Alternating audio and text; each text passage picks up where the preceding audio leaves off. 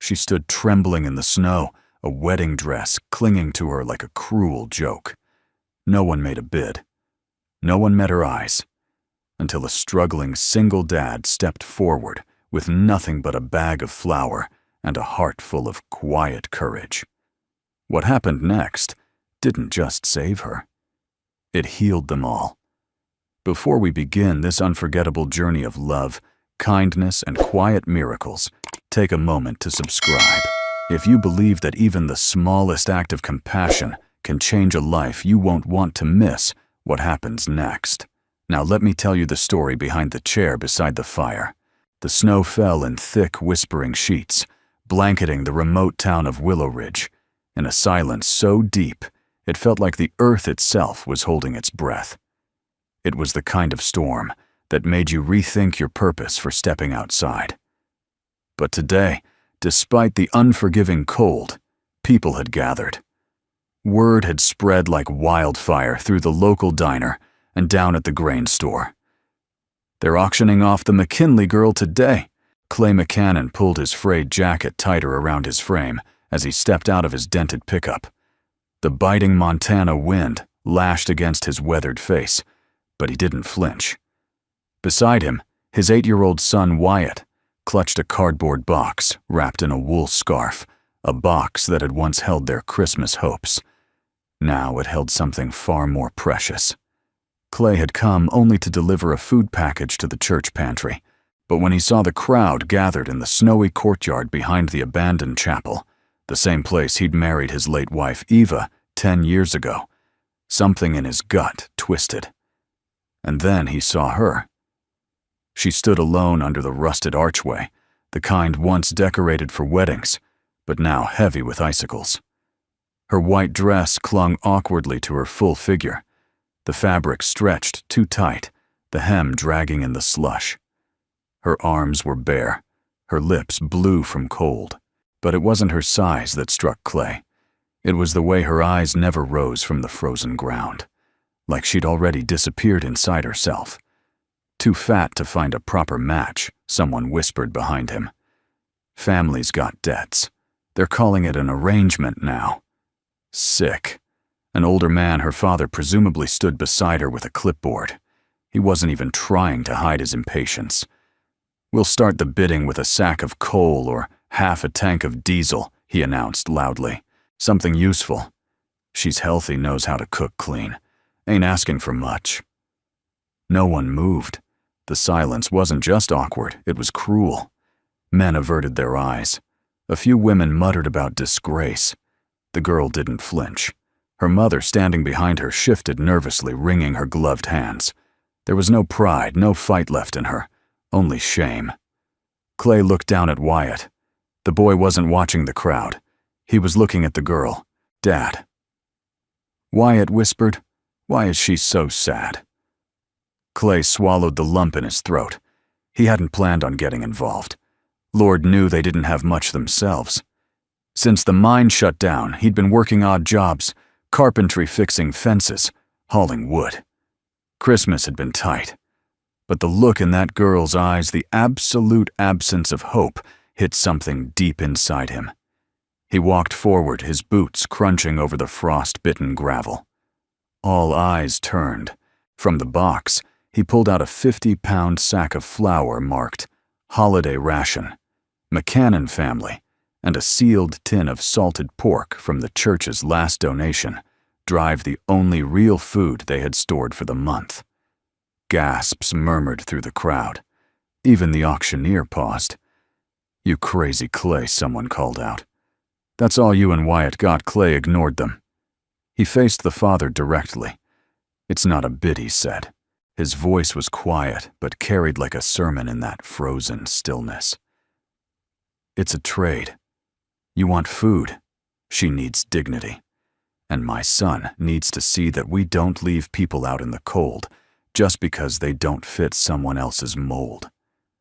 The man blinked, confused. The mother began to weep. Delaney, he remembered her name now, finally lifted her head. For the first time, she looked at him. Not with gratitude. Not yet. Just disbelief, as if she couldn't decide whether he was part of the cruelty or something else entirely. "I'm not buying her," Clay added. "I'm offering her a place, a real one, if she wants it." The mother stepped forward. She reached out, took the sack, and the tin hands trembling, then stepped back without a word. Her husband grunted. "Done." But Delaney didn't move, until Wyatt took a step toward her, his small hand stretched out. "It's warmer at our place," he said simply. "And we've got cocoa, kinda." Something inside her cracked, not loud, not visible, but Clay saw it. Her shoulders trembled.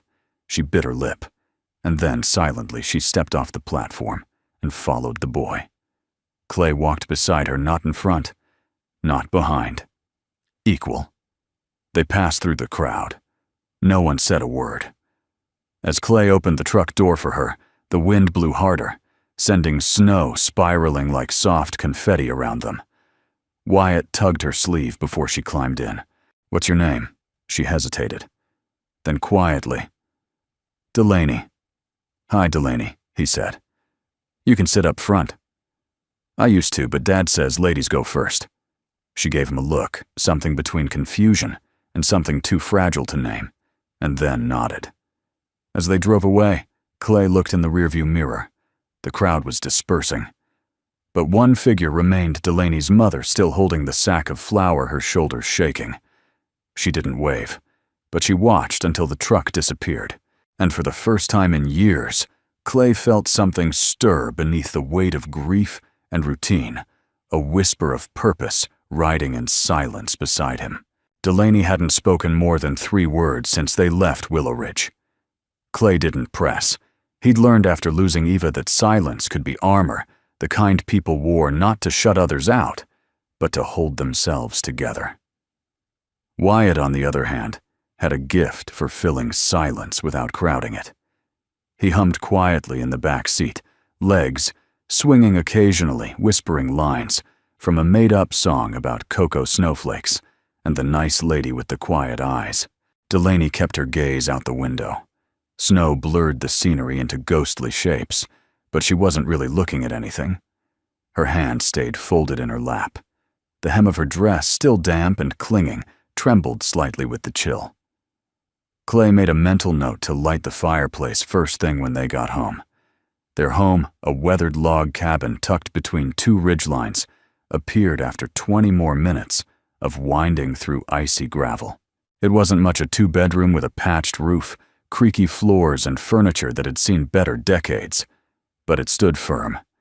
Warmth lived there, if not luxury. Clay stepped out first.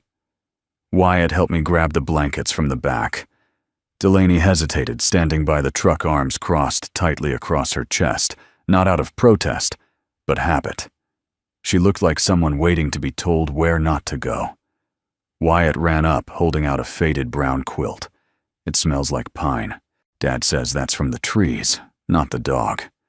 We used to have one. His name was Dusty. He died, but not 'cause of the quilt."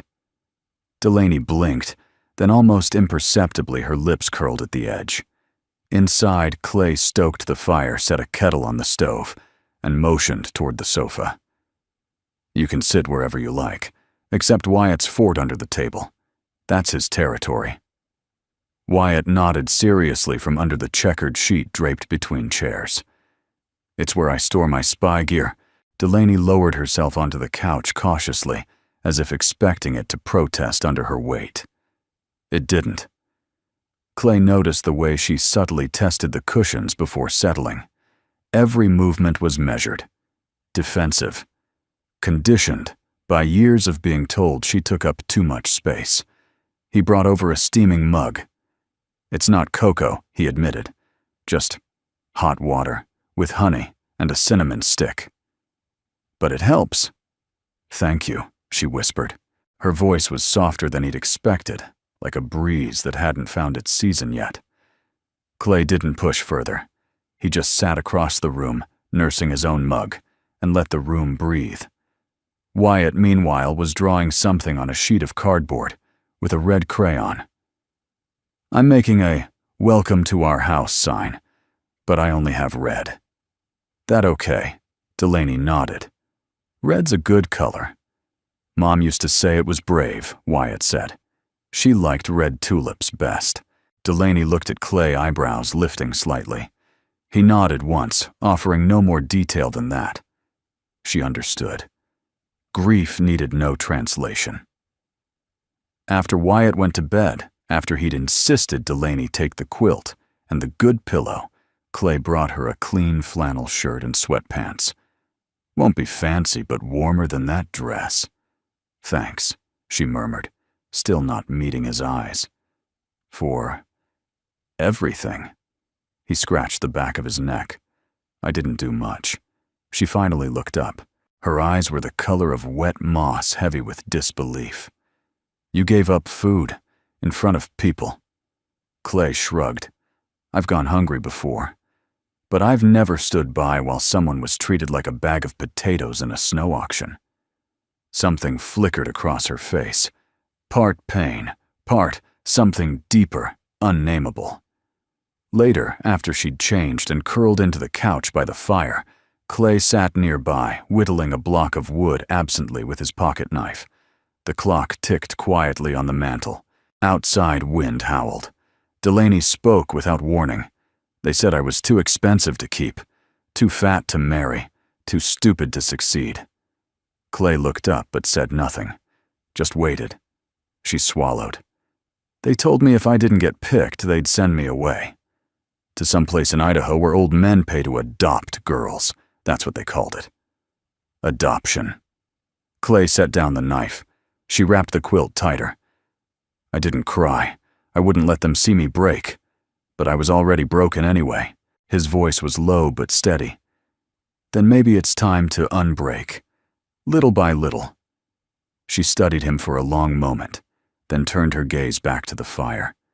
Her eyes began to flutter closed.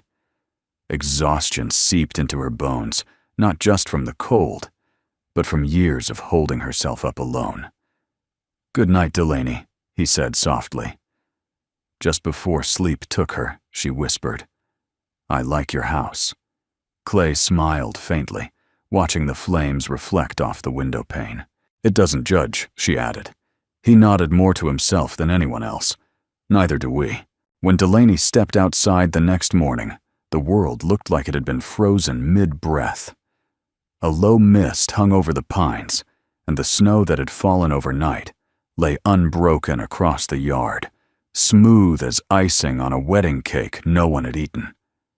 She pulled Clay's oversized flannel shirt tighter around her and stepped down the porch slowly. The air was so still, she could hear the crunch of her own footsteps. The sky above was the pale gray of ash, but the silence carried something gentler than cold, something like peace. Behind the cabin, nestled against the slope of the hill, was a small rectangular patch of earth, framed by old timber planks. It looked like a grave, and in some ways, it was a vegetable garden. Left to die months ago, stalks, withered soil hardened by frost. But someone had once loved it. She could tell by the way the fence leaned just enough to suggest care, not neglect. At its edge, an empty bird feeder swung softly in the wind. She was still staring at the space when Wyatt's voice chirped from the porch, "That's Mom's garden."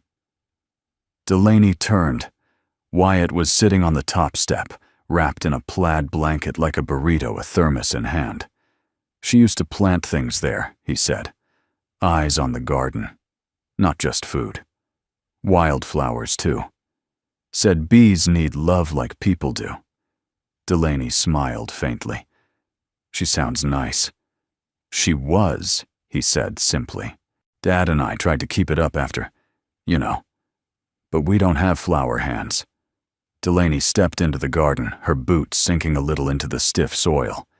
"I used to help with the church garden, mostly weeding and carrying buckets, but I liked it." Wyatt perked up. "You want to help us again? We can grow new things. Dad says it helps the ground remember it's still alive." Something about that phrase made her throat tighten. She crouched down, ran her fingers over the dirt. Cold, brittle, but beneath the surface she could feel softness. Life waiting. "I'd like that," she said. By noon, the garden had become a scene of mismatched effort. Wyatt ran back and forth with a rusty watering can half full of warm water from the kitchen. Delaney raked out old roots with gloved hands that ached, but didn't complain. Clay joined after lunch, bringing a bucket of compost and a packet of seeds from the shed labeled Summer Dreams.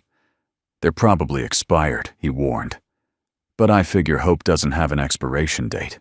Delaney laughed, not loudly, but enough that Clay looked up surprised. It was the first time he'd heard it.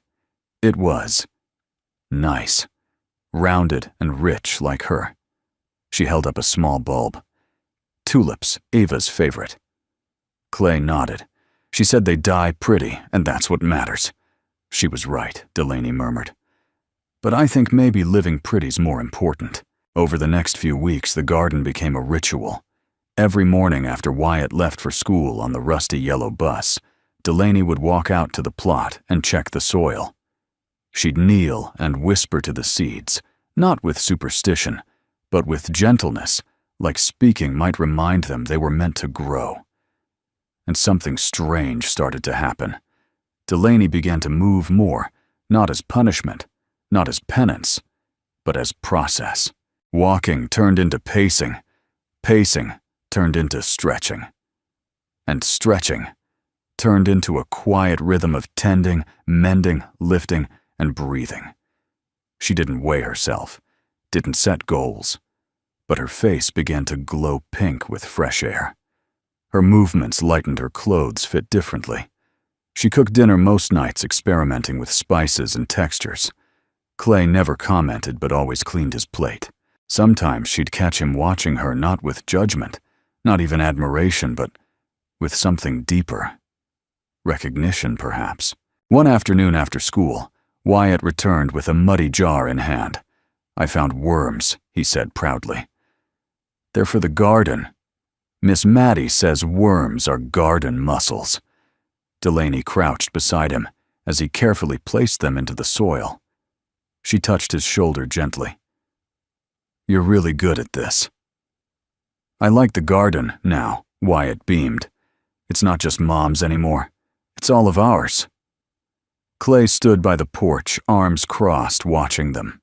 The way Wyatt leaned into Delaney, not shyly but trustingly, was something he hadn't seen since Eva died. And the way Delaney tucked a loose strand of hair behind her ear, sunlight glancing off her cheek, it hit Clay in the chest, like a warmth he hadn't expected to feel again. That night, Clay found her sitting by the fireplace with a journal on her lap. "You writin'?" he asked, setting down a stack of firewood. "Kind of," she said. "More like remembering. Anything worth keeping." She looked up. "Maybe. I'm not sure yet, but it feels good to let things out." He nodded. "Wyatt's been talking about you a lot at school. Says he wants to draw you in art class." Delaney smiled shyly. "He's sweet. He's never called anyone Miss Maddie before, not even his teachers." Her fingers tightened slightly on the journal. Clay cleared his throat. I think he sees something in you we all forgot to look for." She blinked back sudden tears. "I didn't save you, Delaney," he said softly. "You walked out of that place yourself.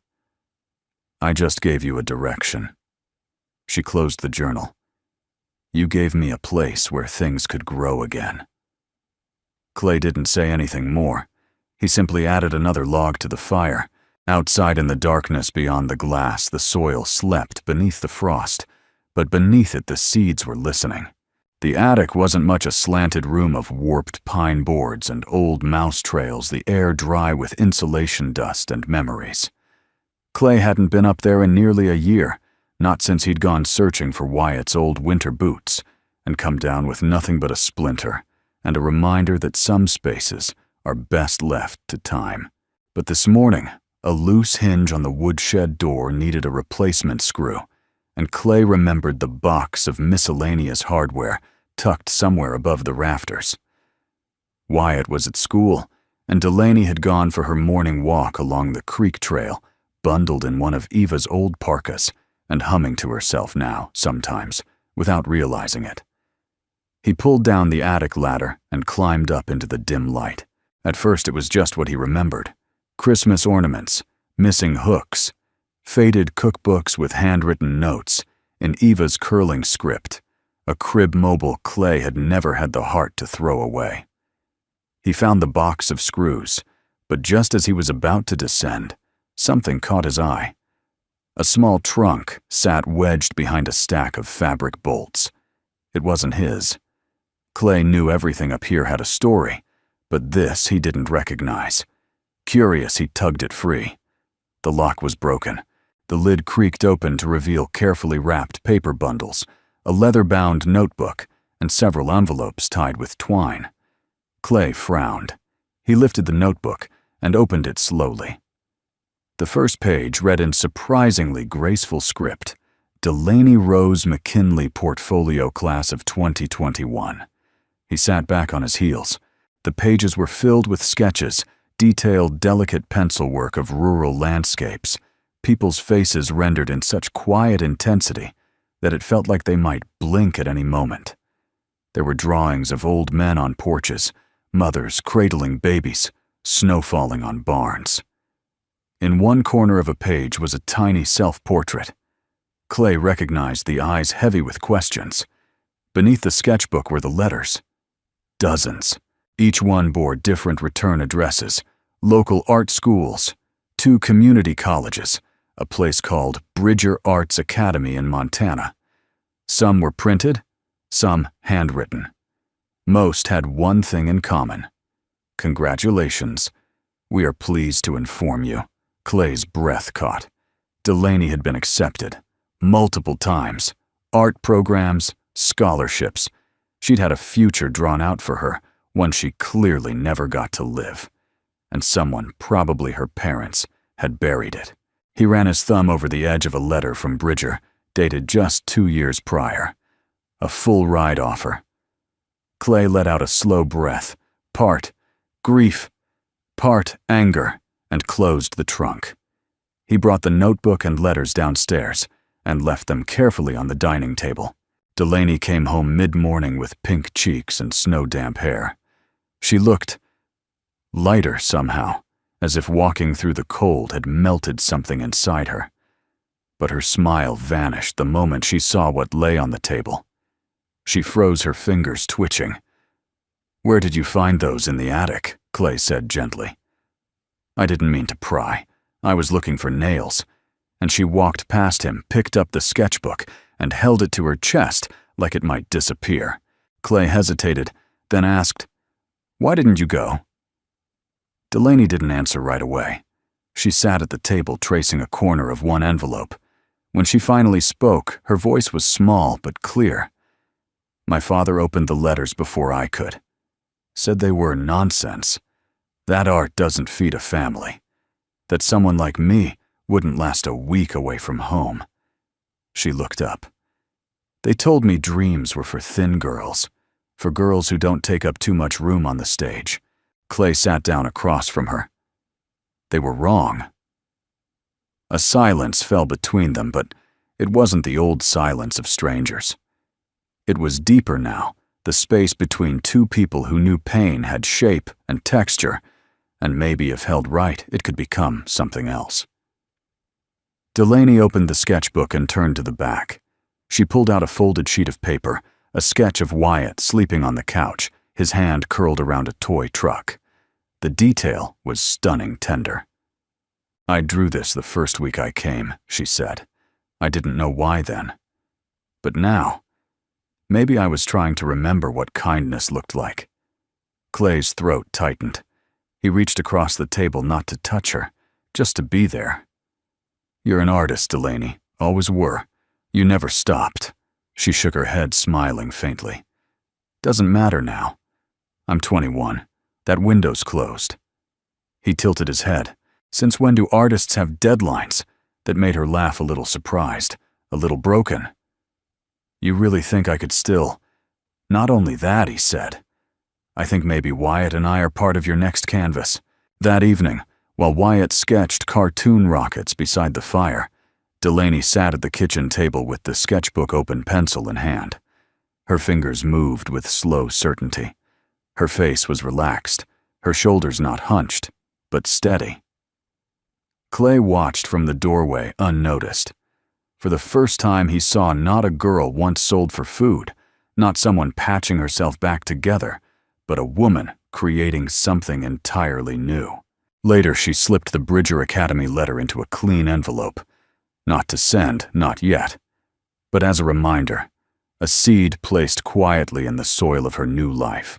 The night the fever came was the kind that wrapped the valley in silence.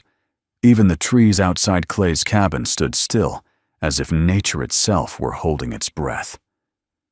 Wyatt had gone to bed without complaint, but a few hours later, a faint sound pulled Clay from the armchair near the fire, a cough sharp and persistent, followed by the unmistakable rustling of sheets. He found Wyatt curled into himself, cheeks flushed, his skin damp with sweat.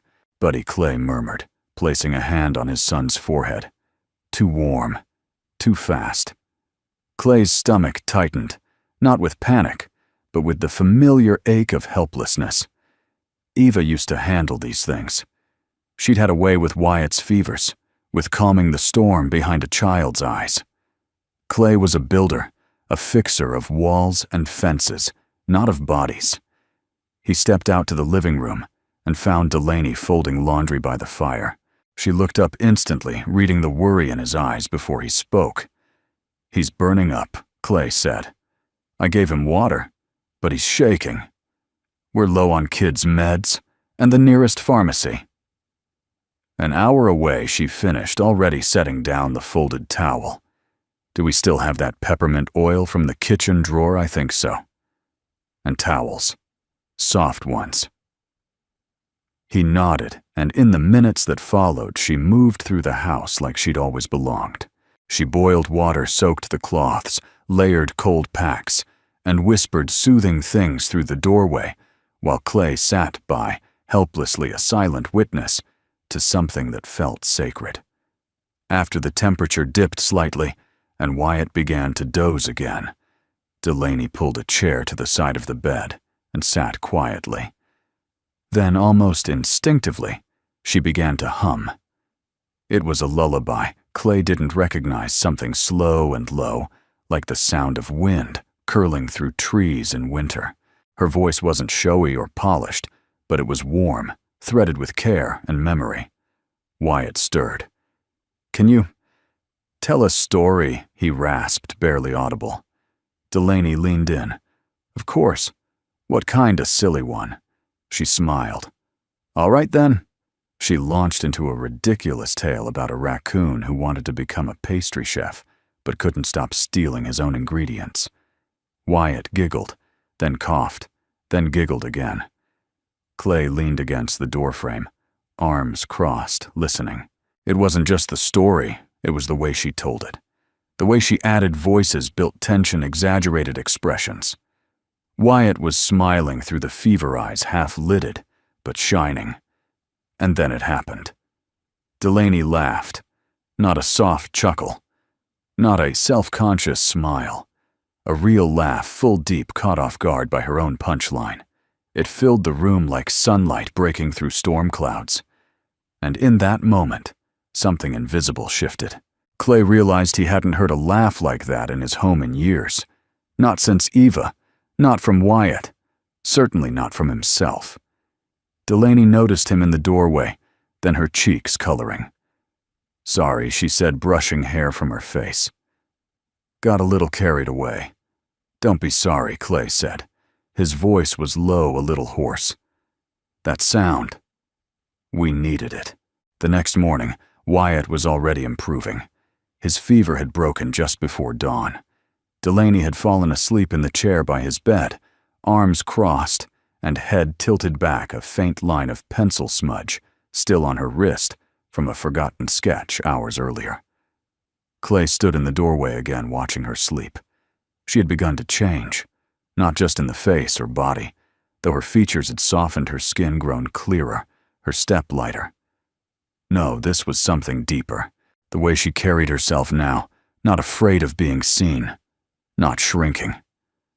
When she woke, he had breakfast, waiting scrambled eggs, leftover cornbread coffee. She blinked at the plate like it was foreign. "I didn't cook this," she said.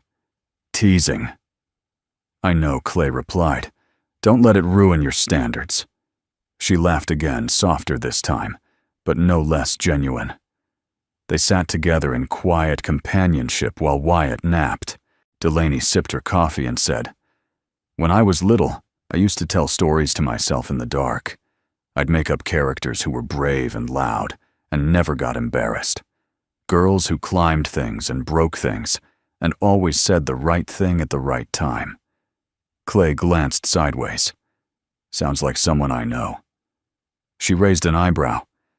"I think you've confused me with someone else." "No," he said more firmly than he intended. "I think you're becoming her." That stopped her. She stared at him for a long beat, then looked down at her cup. "I used to think I had to change everything about myself to be worth loving," she whispered. "But Wyatt doesn't ask me to change. He just likes me." "He loves you," Clay said. "He just hasn't figured out the word for it yet." She blinked. "And you?" Clay paused. His heart beat hard once, then again. He wanted to speak carefully, not because of fear, but because some truths need silence before they're spoken. "I'm not sure what it is yet," he said. "But I know this house feels more like home when you're in it." Delaney didn't answer right away. She reached across the table, brushing a crumb from Wyatt's empty plate, her fingers trembling slightly.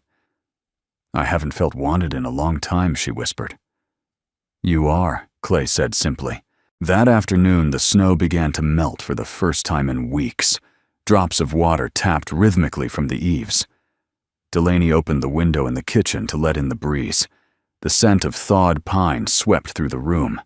She stood with her hands resting on the sill, hair tousled by the wind. And behind her, Clay saw something new, not just the silhouette of a girl rescued from a cruel winter, but a woman reclaiming her own season. The first time Delaney stepped back into town, she expected the whispers. She expected the glances that didn't quite meet her eyes, the polite nods that carried the weight of old judgments. She even braced herself for the sting of laughter behind closed doors.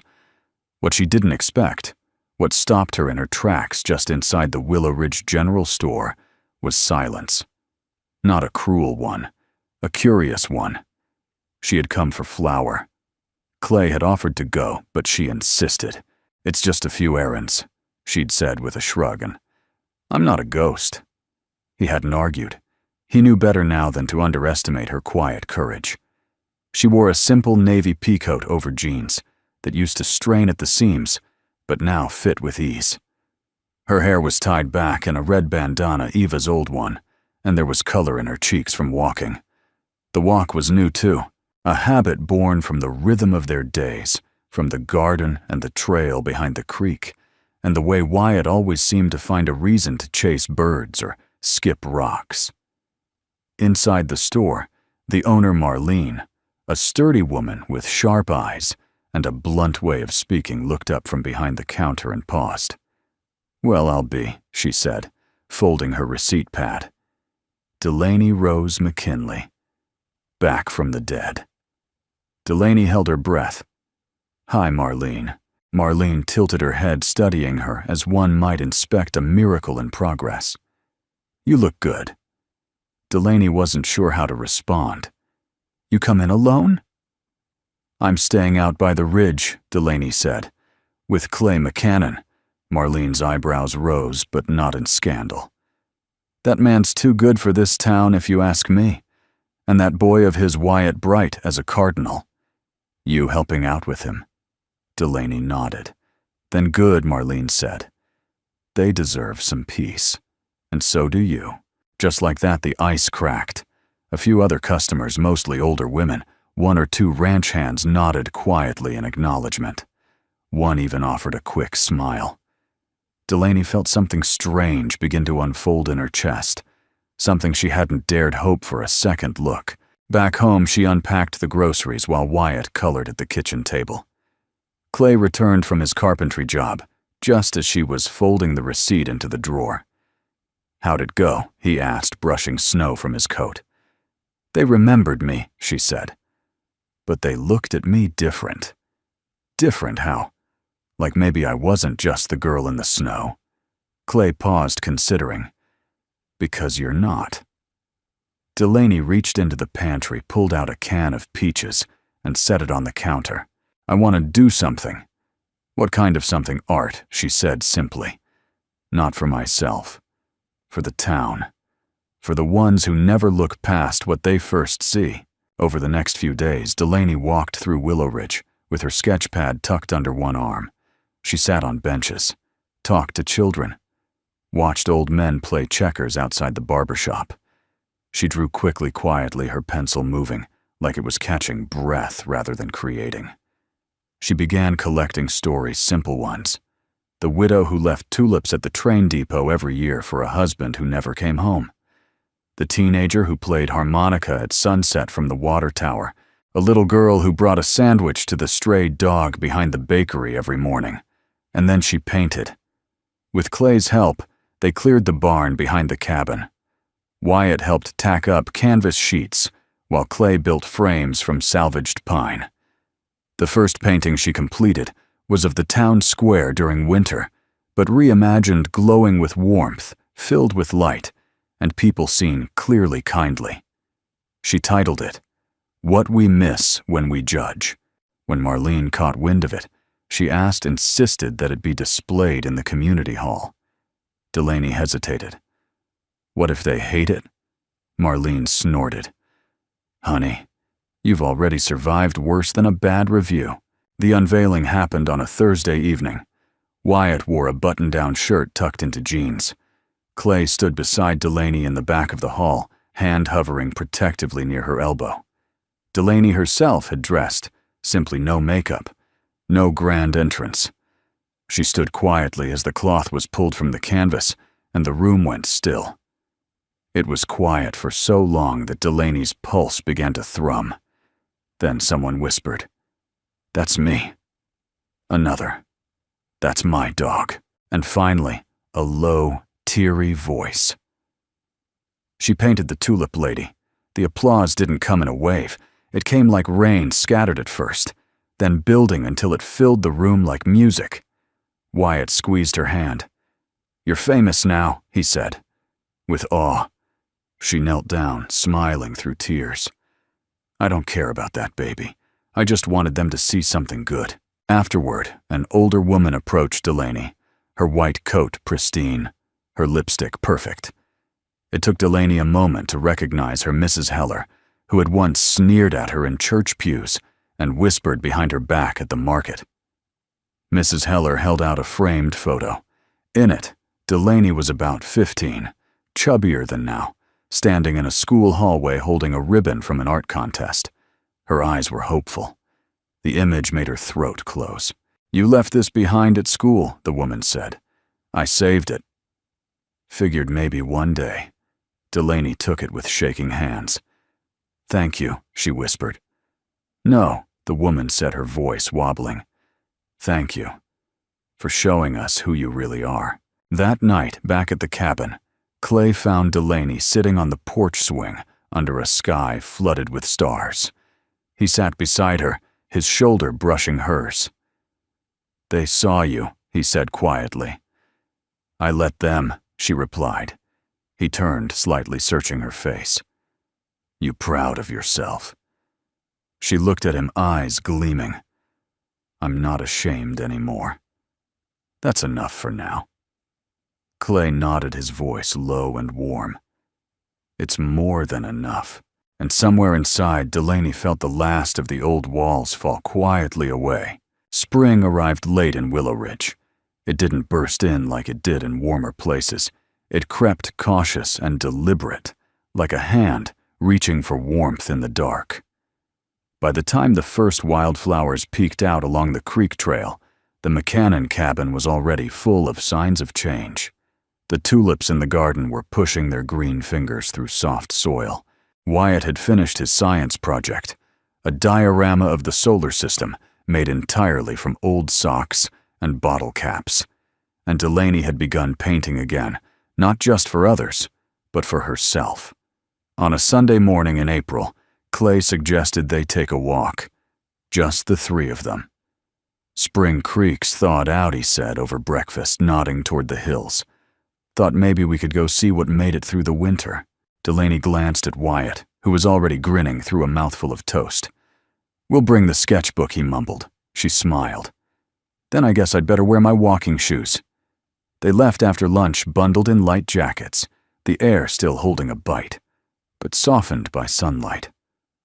Clay led the way, Wyatt bouncing between them like a leaf on a breeze. Delaney kept pace easily now, not gasping or shielding herself behind layers, but walking tall, the wind catching loose strands of her hair. The trail wound gently uphill, weaving between pines and cottonwoods. The snow was gone, except for a few patches hiding in shadow. Birds had returned, warblers and jays, and one particularly bold robin that Wyatt named Captain Flapjack. When they reached the clearing near the bend in the creek, Delaney stopped. The view was simple water, gliding over smooth stones, trees just beginning to bud, and sky wide and impossibly blue. But something about it made her chest tighten. This was Eva's favorite spot, Clay said quietly, as if reading her thoughts. Delaney turned. She used to bring Wyatt here when he was fussy, he continued. Said the sound of water was better than any lullaby. Wyatt plopped down near the bank and began building a dam with rocks and sticks. Delaney lowered herself onto a flat boulder nearby. She must have been something, she was, Clay said. But different from you. Delaney raised an eyebrow. That's supposed to be flattering, he chuckled, settling beside her. Yes, because I loved her. But I don't compare you. She looked away, cheeks warming. They sat in silence for a few moments, listening to the creek. Then softly Clay said, When Ava died, I thought that was it for me. Like my whole life had been one good thing and I'd used it up. Delaney didn't interrupt. I got bitter, he admitted. Not loud, just quiet. Stopped hoping. Stopped fixing things that didn't absolutely need fixing. She looked at him, then really looked. His face was lined from sun and grief, but his eyes were steady, searching. I didn't bring you home to save me, he said. But I think maybe you did anyway. Delaney felt the words land slow and deep. I used to think love was something people gave you if you earned it, she said. If you looked right, acted right, took up less space. Clay shook his head. Love's not a paycheck, it's a gift. Wyatt let out a triumphant whoop from the water's edge, holding up a wriggling frog. We have a new neighbor, Delaney laughed loud and unguarded. They stayed there for hours, sketching and skipping stones, letting the sun kiss their faces and the breeze play with their hair. When they finally headed back, Delaney's fingers brushed Clay's not on accident. He took her hand, and she didn't let go. That night, after Wyatt had fallen asleep with muddy socks and frog-naming dreams, Clay found Delaney on the porch swing again. She looked out at the garden, where tulips now stood in soft, defiant rows. You know, she said, I never thought I'd be the kind of woman someone would walk beside in the woods. He sat next to her, the wood creaking under their weight. You're the kind of woman who plants things that survive the winter, he said. She turned to him. I think I'm falling in love with this place, he smiled. And she hesitated. And maybe the people in it. Clay didn't move, didn't press, just sat with her under the stars until the quiet turned warm again. The next morning, Delaney rose before the sun. She pulled on her boots, grabbed a shovel, and went to the edge of the garden. She dug slowly, methodically, until she'd carved out a shallow bed. Then she planted a small wooden sign, hand-painted shaky letters. For Eva, thank you for leaving space. Clay found it an hour later. He stood there for a long time, one hand in his pocket, the other resting gently on the sign. He didn't cry, but something in him eased, like a thread loosened from a knot. When he came back inside, Delaney was making coffee barefoot and humming. He kissed her cheek for the first time. She didn't flinch. She leaned into it. The first snow of December came like a memory, soft, unhurried, and strangely kind. Delaney stood by the window in Clay's kitchen, watching it fall in slow spirals over the cabin roof and the tulip garden, now blanketed in white.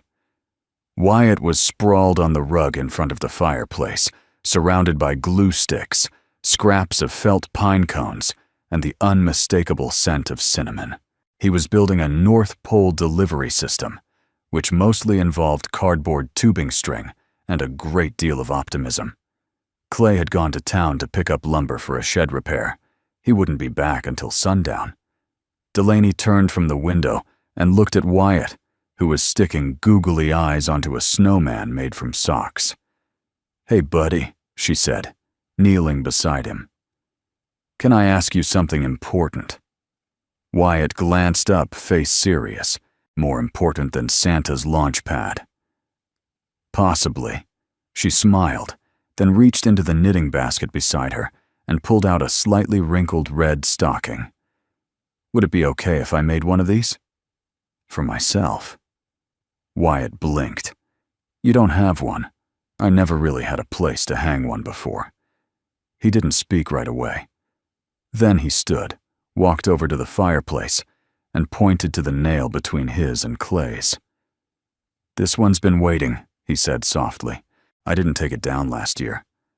I guess I was hoping." Delaney felt something catch in her throat.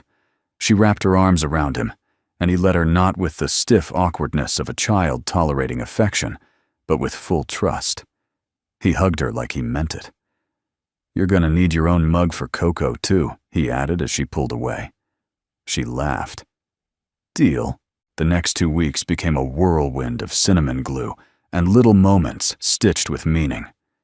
Delaney decorated the cabin, not like someone performing Christmas, but like someone reclaiming it, baking gingerbread men with too many buttons, stringing popcorn garlands. Wyatt kept eating and humming carols, while painting the window panes with white snowflakes. She found Eva's old recipe card tin in the pantry, covered in flour smudges, and tucked behind a broken mixer. Delaney traced the cursive letters on each stained index card, eyes misting as she read instructions like "fold gently." Love does not rush. Then she baked. Her molasses cookies turned out softer than expected, her pies more rustic than pretty, but Clay cleaned every plate. And Wyatt announced, mouth full, "This tastes like Christmas in a warm coat." On Christmas Eve, snow piled high around the cabin, wrapping the world in hush. Delaney waited until Clay and Wyatt were asleep. Then she slipped into the kitchen, lit the tiny tree lights, and placed a carefully wrapped package under the tree. She hung her stocking on the waiting nail beside the others and added a name tag in silver ink, Delaney.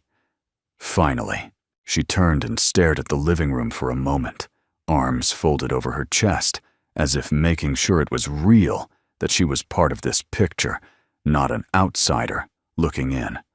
The next morning, Wyatt burst from his room before the sun, dragging Clay behind him by one hand, excitement electric in his voice. Dad, she has a stocking." She stayed. Clay blinked sleep from his eyes and looked over at Delaney still in pajamas, clutching a cup of coffee and trying not to cry. Wyatt dropped to his knees and ripped into his presence, a hand-carved slingshot from Clay, a notebook of adventure prompts from Delaney, and a mismatched scarf knitted by what could only be a very determined beginner. Delaney watched him, her smile tender. Clay stood beside her, sipping his coffee. "You did this," he said softly. She shook her head. "We did." "No," he insisted, his gaze never leaving her. "You gave this back to us." She looked up, startled. "What do you mean?" Clay's voice was quieter now, as if the words had been waiting months to come out. "Since Eva died, I've gone through the motions, hung the wreath put up. The tree told Wyatt stories, but it never felt real. It was just habit.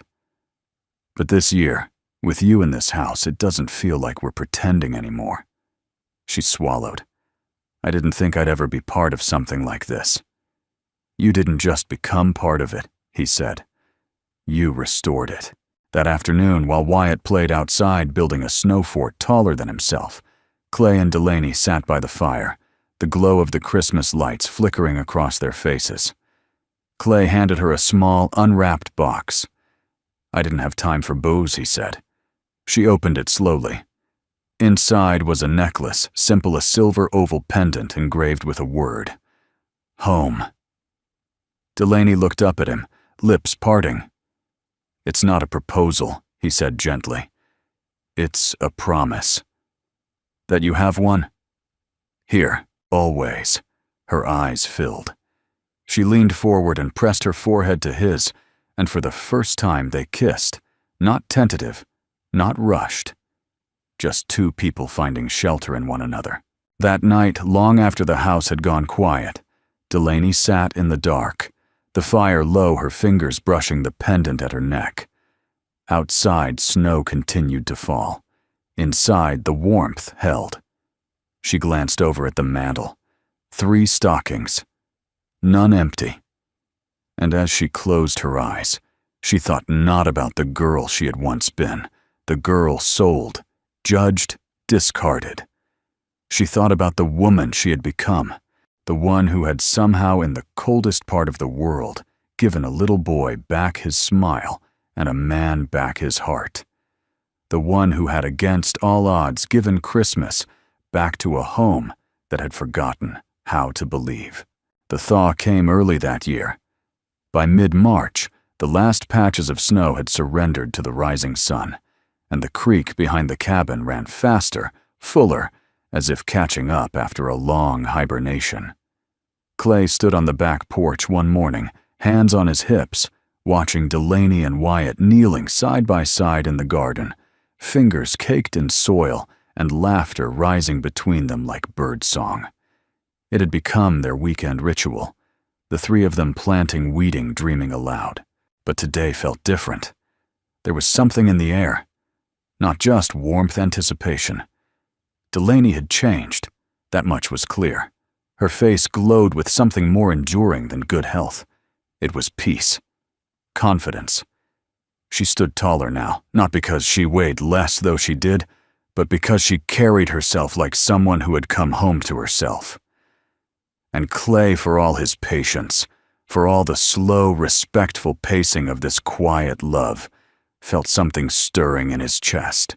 Not urgency, not fear, readiness. That afternoon, while Wyatt was at a birthday party in town, his first without Clay by his side, Clay and Delaney worked in silence beneath a sky the color of worn denim. The soil was soft enough now to dig freely.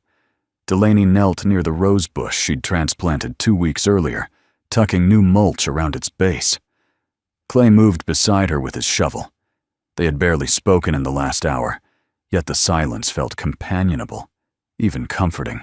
Then Clay set the shovel down and pulled something from the back pocket of his jeans, a small hand-sanded block of cedar wood carved into a rounded square. He'd etched into it with the tip of his old pocket knife. The carving was simple, but precise. A single phrase burned into the grain in block letters. You made us whole. Delaney looked up, caught off guard. What's that? Clay turned the wood over in his palm once before offering it to her. It's not a ring. She took it gently, her fingers brushing his. The cedar smelled faintly of smoke and sap. No, she asked, voice barely above a whisper. No, he said. It's not diamonds or gold or anything that comes in a box. It's this. He gestured around them to the garden, the porch, the house behind them, where Wyatt's drawings decorated the fridge and the pantry shelves were lined with mason jars she had labeled in careful handwriting. It's Wyatt asking where you are every time you're not in the room, he continued. It's waking up and feeling like the house is finally breathing again. It's watching you laugh and knowing Eva would have thanked God for you." Delaney blinked, her eyes glistening. Clay stepped closer.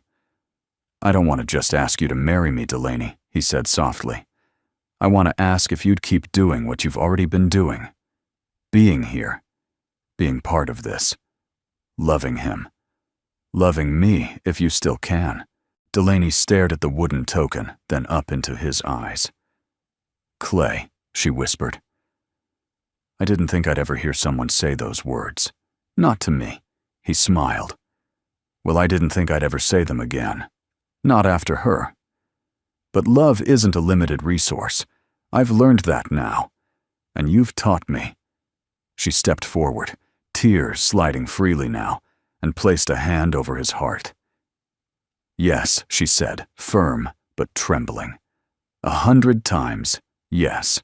They stood there in the garden surrounded by rows of new growth and early spring breeze, and Clay wrapped his arms around her, not possessively, not protectively, but reverently, as though she were something sacred. Later, when Wyatt returned and saw the two of them holding hands on the porch swing, he narrowed his eyes like a small detective. What did I miss? Delaney knelt down, meeting him eye to eye. Well, we made a decision today. Wyatt's eyes widened. We're getting a dog. Clay laughed. Maybe eventually. Delaney grinned. But first, we're going to become a family. Wyatt paused, his mind clicking through the possibilities. You're gonna marry my dad? He asked. Face flushed. Delaney nodded, unsure if he'd be thrilled or shocked. But he didn't hesitate. He lunged forward, wrapping his arms around her waist with the full force of an 8-year-old's joy. You already feel like my mom, he mumbled into her side. Now it's just official. That night, Clay made dinner, grilled cheese and tomato soup, which Wyatt declared wedding-worthy. They ate by candlelight, mostly for fun, and Delaney wore a string of fairy lights around her shoulders, like a shawl. Clay said she looked like a star that decided to settle down. After Wyatt had gone to bed, they stood together at the kitchen sink, washing dishes in the quiet hum of evening. Delaney dried her hands and turned to him. You know, she said, holding the cedar token to her chest. You didn't have to carve anything. You could have just said the words. Clay shook his head. No. You deserve something made by hand. She stepped into his arms, leaned her head against his shoulder. We all deserve that. Outside, the wind rustled the tulips now blooming in full defiance of the winter that once nearly buried them.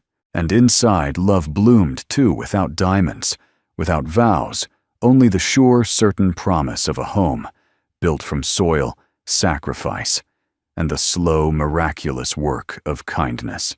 It was Wyatt's idea. They were sitting on the porch one breezy Sunday afternoon, Clay sanding down an old rocking chair, Delaney sketching tulips on the back of an old envelope, when Wyatt suddenly looked up from his coloring book and said, I think we should paint a picture. One that shows who we are now. Clay glanced over, brow raised. Like a family portrait, Wyatt shook his head, crayon tapping the paper for emphasis. No, not like with cameras. I mean a real painting. Something big. Something people can see. Delaney tilted her head. What would it show? Wyatt grinned. Us, but not just sitting and smiling. It should show how we feel.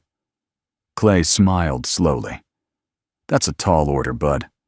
Not for us, Wyatt said confidently.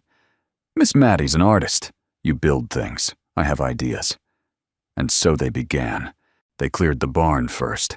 Dust flew in golden shafts of light as they swept, rearranged, and hung canvas across one of the wide walls. Clay brought in reclaimed pine planks to build a frame. Wyatt scouted for paints in the attic, retrieving forgotten jars of Eva's old acrylics. Delaney stood back and watched them, heart swelling with something wordless. She had been painting for others, the town, the school, the community hall, but never for herself. Never with the people who mattered most. The canvas was 6 feet wide, and 4 feet high. A blank field of possibility. They worked on it together, not all at once, not in a rush, but in layers like building a memory. Delaney painted first.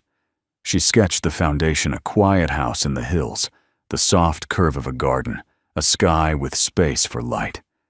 She didn't try to make it perfect. She made it true.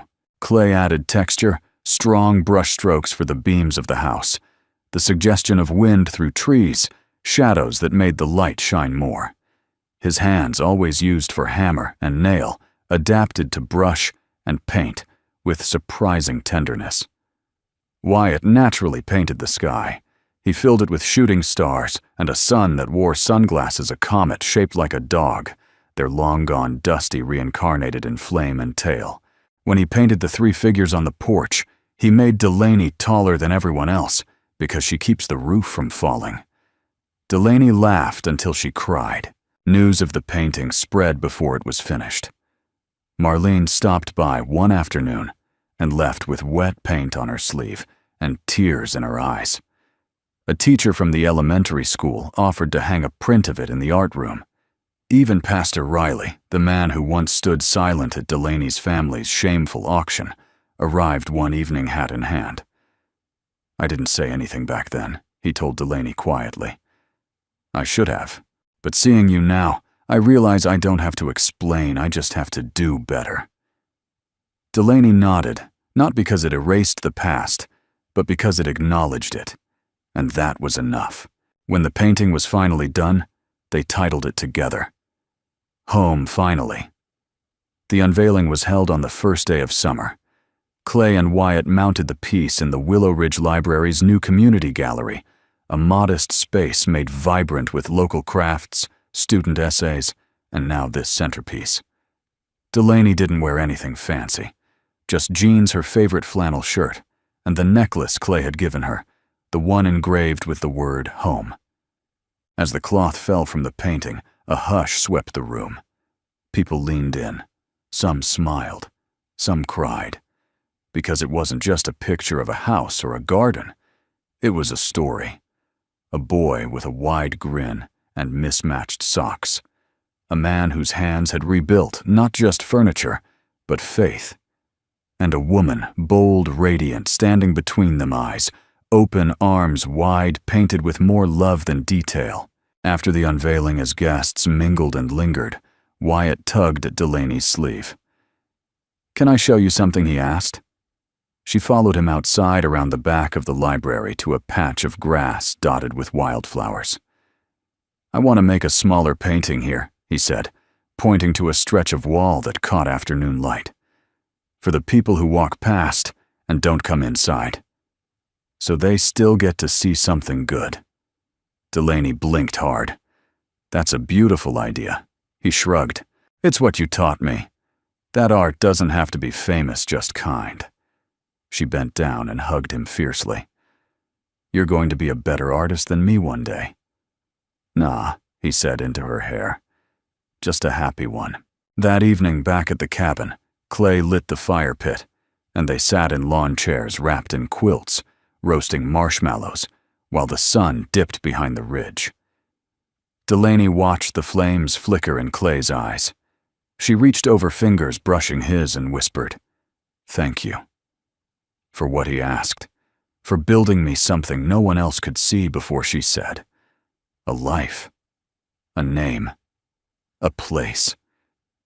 Clay turned to her fully then. "You didn't need me to see it, Delaney. You just needed someone to remind you it was already there." Inside the cabin, the portrait sat on an easel by the window, catching the last golden light. Not a masterpiece in the traditional sense, but a testimony.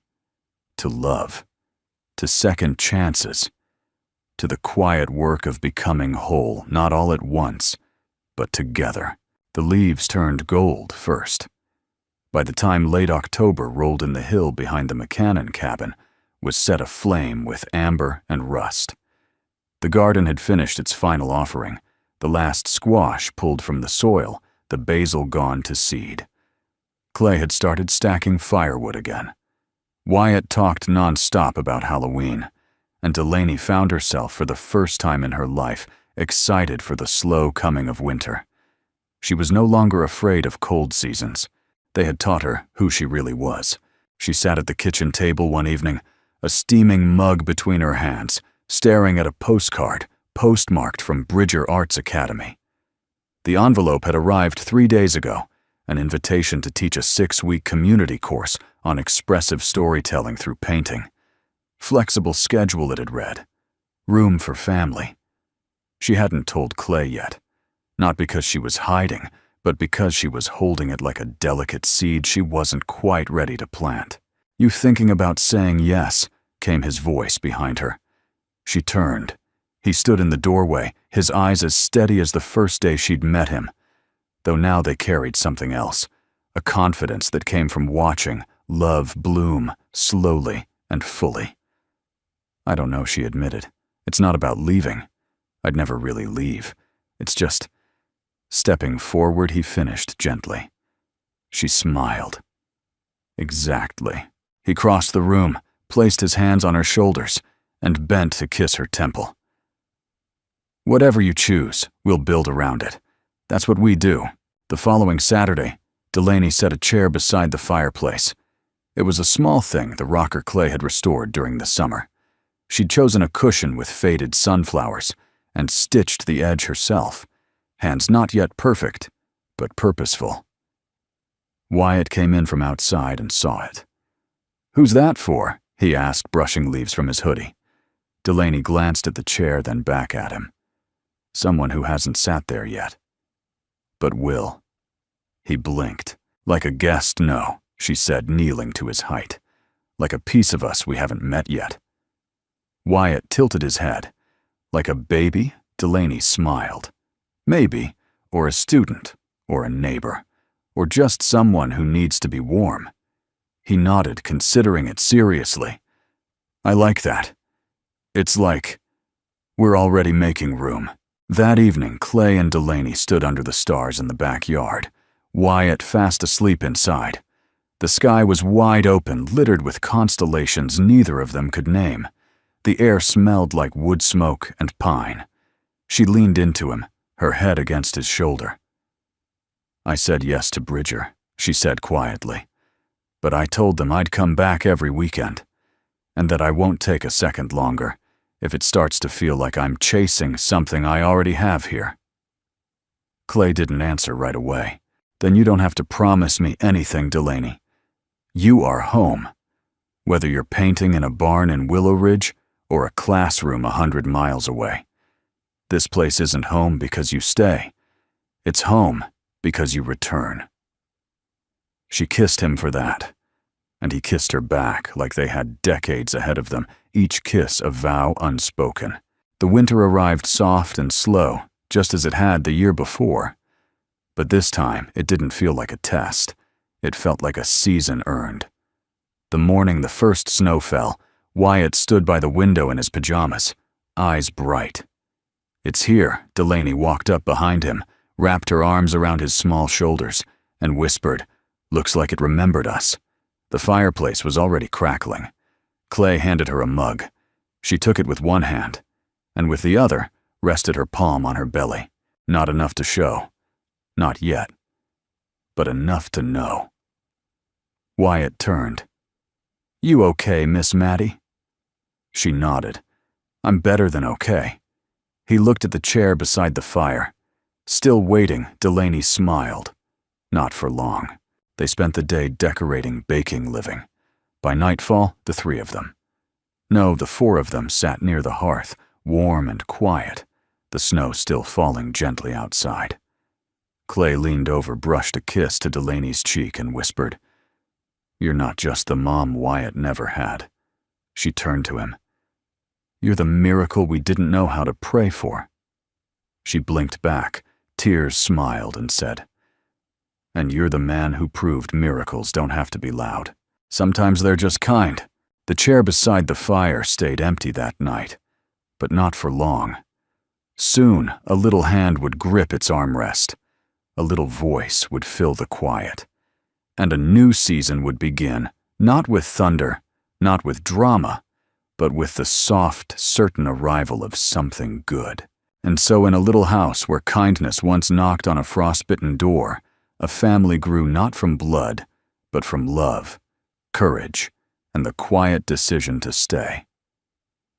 If this story touched your heart, we'd love to hear from you. Let us know in the comments. Where in the world are you watching from?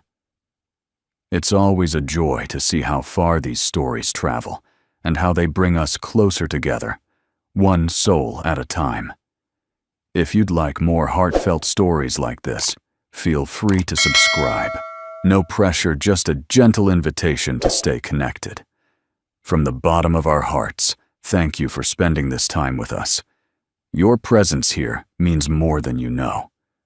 We hope you carry a little more warmth with you today. Until next time, stay kind and stay hopeful.